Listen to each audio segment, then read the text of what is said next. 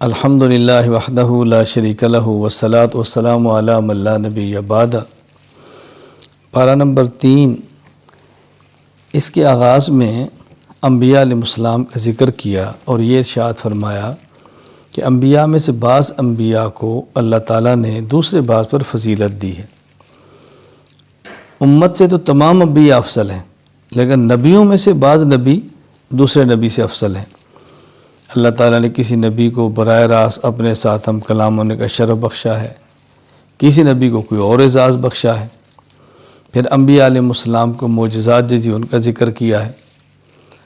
اسی پارے کے دوسرے رکوع میں آیت الکرسی ہے، جو قرآن کریم کی افضل ترین آیت ہے۔ اس کے پڑھنے کا اہتمام کرنا چاہیے۔ حضرت ابراہیم علیہ السلام کا جو نمرود کے ساتھ مناظرہ ہوا ہے اس کو تفصیل سے بیان کیا ہے، چونکہ نمرود خود کو سجدے کراتا تھا، خدائی کے دعوے کرتا تھا۔ ابراہیم علیہ السلام نے دلیل کی طاقت کے ساتھ نمرود کو خاموش کرایا ہے۔ یہاں یہ بات ذہن نشین فرما لیں کہ جس طرح دین کا کام تصنیف ہے، تبلیغ ہے، واعظ و نصیحت ہے، جہاد ہے، امامت ہے، خطابت ہے، اسی طرح مناظرہ یہ بھی دین کا ایک حصہ ہے۔ نبی معصوم ہوتا ہے، چھوٹا یا بڑا گناہ نبی نہیں کرتا۔ اگر یہ گناہ ہوتا ابراہیم علیہ السلام کبھی بھی یہ نہ کرتے۔ ابراہیم علیہ السلام کے مناظرے کا اللہ تعالیٰ نے تفصیل سے بیان فرمایا ہے۔ پھر سود کی حرمت کو بیان فرمایا، اور سود کی حرمت کو بیان کرتے ہوئے جہاں اور وعیدیں ہیں وہاں اہم ترین وعید یہ ہے کہ اللہ تعالیٰ نے سود خور کے ساتھ اعلان جنگ فرمایا ہے۔ جنگ کا ضابطہ یہ ہے کہ جس سے جنگ ہوتی ہے فریق دوسرے فریق کی سب سے قیمتی چیز تباہ کرتا ہے۔ اللہ تعالیٰ کے یہاں سب سے قیمتی چیز ایمان ہے۔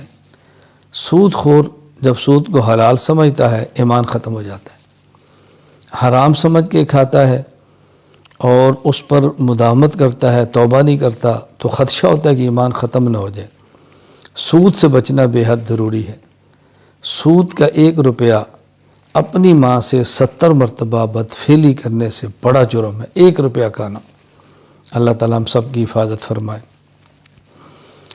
سورۃ البقرہ کے آخر میں ایک دعا کا ذکر ہے جو ہمیں مانگنی چاہیے۔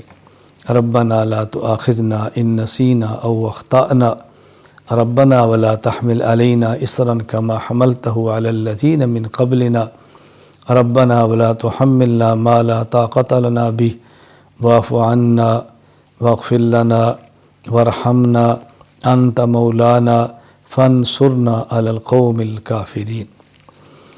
سورہ آل عمران۔ آل اولاد کو کہتے ہیں، عمران ایک شخص کا نام ہے، تو آل عمران کا معنی اولاد عمران۔ اس صورت میں چونکہ اولاد عمران کا تفصیل سے ذکر فرمایا ہے، اس لیے سورت کا نام ہی سورہ آل عمران ہے۔ آغاز اس کا ہو رہا ہے اس بات سے کہ حضور اکرم صلی اللہ علیہ وسلم کے پاس نجران کے عیسائی ایک 60 افراد پر مشتمل وفد لے کر آئے۔ انہوں نے رسول اکرم صلی اللہ علیہ وسلم سے مکالمہ کیا، بحث کی۔ ایک ان کو ناز تھا کہ ہمارے یہاں شاعری بہت ہے، اپنا شاعر کھڑا کیا۔ نبی کریم صلی اللہ علیہ وسلم نے مقابلے میں حسان بن ثابت شاعر کھڑا کیا، ان کا شاعر شکست کھا گیا۔ خطابت پہ ناز تھا تو خطیب کھڑا کیا۔ رسول اللہ صلی اللہ علیہ وسلم ثابت بن قیس اپنا خطیب پیش کیا، اس پر بھی وہ شکست کھا گئے۔ دلائل کی باری آئی تو رسول اکرم صلی اللہ علیہ وسلم نے خود دلائل بیان فرمائے۔ تو اس صورت میں دلائل ہیں اس بات کے کہ عیسیٰ علیہ السلام اللہ کے بندے ہیں، اللہ کے نبی ہیں۔ عیسیٰ علیہ السلام اللہ اور خدا نہیں ہیں۔ پھر اس صورت میں یہود و نصارہ کے جرائم کو بیان کیا ہے۔ یہ ظالم انبیاء علیہ السلام کو ناحق قتل کر دیتے تھے، ناحق خون ریزی کر دیتے تھے، اللہ کے نیک بندوں کو تنگ کرتے تھے، ظلم و تشدد کرتے تھے۔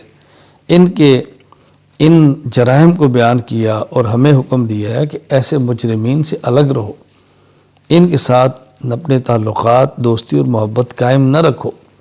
یہ بات ہمیشہ یاد رکھ لیں، قلبی محبت جسے موالات کہتے ہیں کفار کے ساتھ جائز نہیں ہے۔ ہاں البتہ رکھ رکھاؤ، وقتی ضرورت، اپنے ماحول کو سازگار کرنے کے لیے کہ یہ ایسے تعلقات جسے مدارات کہتے ہیں اس کی گنجائش ہے، لیکن یہ بھی علماء سے پوچھ لینا چاہیے کہ یہ تعلق کیسا ہے، یہ تعلق کیسا ہے۔ کفار کے ساتھ تجارت جائز ہے، لیکن اس وقت جب کفار مسلمانوں کو نقصان نہ پہنچا رہے ہوں، املاک تباہ نہ کر رہے ہوں، تجارتی مال کو اسلام خلاف استعمال نہ کر رہے ہوں، بہرحال ہر وقت علماء سے رابطہ رکھے تو پوچھ لینا چاہیے کہ اب اس تعلق کی نوعیت کیا ہے، یہ تعلق کیسا ہے، یہ کیسا ہے۔ پھر اس صورت میں 3 بڑے اہم واقعات بیان کیے ہیں۔ حضرت مریم کی والدہ کا ذکر ہے، اولاد نہیں تھی، منت مانگی، اے اللہ تو بیٹا دے، میں اس کو تیرے دین کے لیے وقف کر دوں۔ اللہ تعالیٰ نے بیٹی عطا فرمائی۔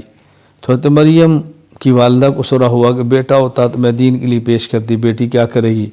اللہ تعالیٰ نے بڑا پیارا جواب دیا، وَلَيْسَ الذَّكَرُ كَالْأُنثىٰ، جو بیٹا تو نے مانگا ہے اس بیٹی کی طرح نہیں ہے جو ہم نے دی ہے۔ تو بس اوقات دینی معاملات میں بیٹیاں بیٹوں سے بھی بڑھ جاتی ہیں۔ اللہ تعالیٰ کی رحمت ہے، بیٹی ملے تو دل چھوٹا نہیں کرنا چاہیے، اللہ کی رحمت سمجھ کے قبول کرنا چاہیے۔ نظر کا مسئلہ بھی بیان فرمایا کہ نظر اللہ کے لیے ہو، نظر کسی غیر اللہ کے لیے ہرگز نہیں ہونی چاہیے۔ پھر اس میں زکریا علیہ السلام کا ذکر فرمایا، زکریا علیہ السلام کی اولاد نہیں تھی تو انہوں نے بھی دعا دیکھی، انہوں نے بھی دعا مانگی، اللہ نے ان کو یحییٰ جیسا بیٹا عطا فرما دیا۔ تو ولی کی کرامت کو دیکھ کے اللہ سے مانگنا چاہیے، ولی سے نہیں مانگنا چاہیے۔ ولی کی کرامت کو دیکھ کر ولی سے مانگنا یہ عیسائیت ہے، ولی کی کرامت کو دیکھ کر ولی کے خدا سے مانگنا یہ اسلام ہے۔ پھر حضرت عیسیٰ علیہ السلام کی پیدائش کو بیان فرمایا ہے، کلمہ کن سے پیدا ہوئے، بغیر ظاہری اسباب کے پیدا ہوئے۔ تو یہ 3 واقعات بیان فرمائے۔